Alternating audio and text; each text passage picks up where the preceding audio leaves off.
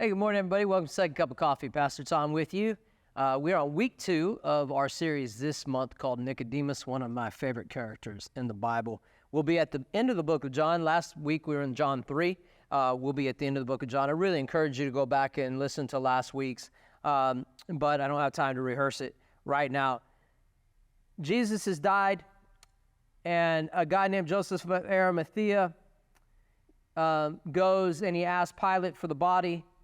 Pilate says, you can have the body. In verse 39, it says, and Nicodemus, who at first came to Jesus by night, also came bringing a mixture of myrrh and aloes, about 100 pounds. And they took the body of Jesus and bound it in strips of linen with the spices, as the custom of the Jews to bury. I talked about that a little bit last week, but let's dive a little bit deeper into it. Jesus planted the seeds in John 3 into Nicodemus that are bearing fruit right now. And Jesus, when he needed somebody to help him, when he could not help himself, there's a lifeless body on the cross. The Father brought Joseph of Arimathea, and he brought Nicodemus. Joseph has his own story, but we'll stick with Nicodemus. There was a cost to what Nicodemus was doing, not just in reputation with the other Pharisees, maybe even in wealth, down the line, but also in wealth today. He had to bring myrrh and aloes and about 100 pounds of that. It took away time from his own preparation for the Passover. He's with Joseph of Arimathea. They are applying this stuff to the broken body and dead body of Jesus and wrapping him, as was the custom for the Jews to bury. So there was a cost money-wise, there was a cost of time, there's a cost of reputation. But my grace to you today is this. The cost that you think Jesus is asking for and the cost that you think it's going to cost you may not be as high as you think it's going to be.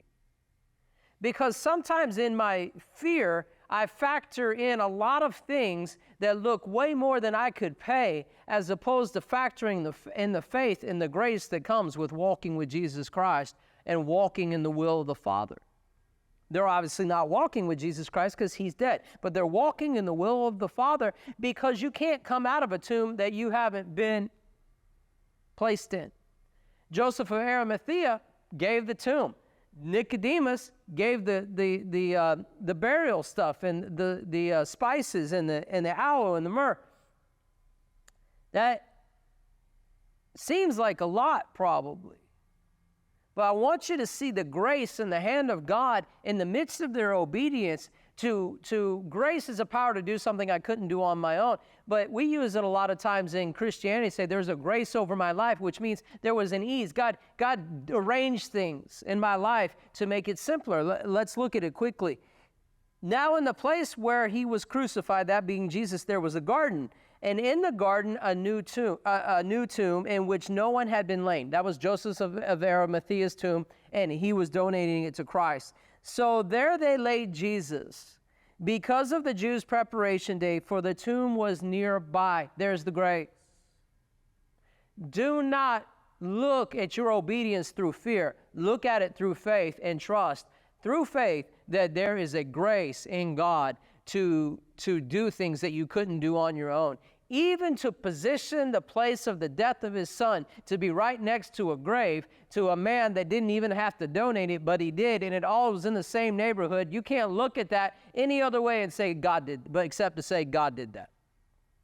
When I choose to walk in the obedience that Nicodemus and Joseph of Arimathea did, when I choose to walk in that obedience, I open the door for a grace of God and a plan of God to be revealed, that I can only say, there is no other way that happened but that God did it.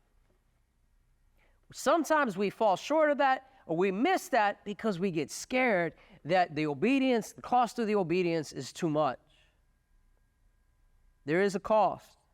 Oh, but the grace that funnels in behind that is far greater than the cost.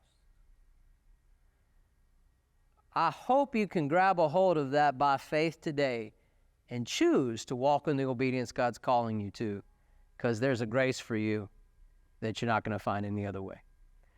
If that meant something to you, please share it. However you find us, we appreciate it. We love you. God bless you, and we'll talk to you soon.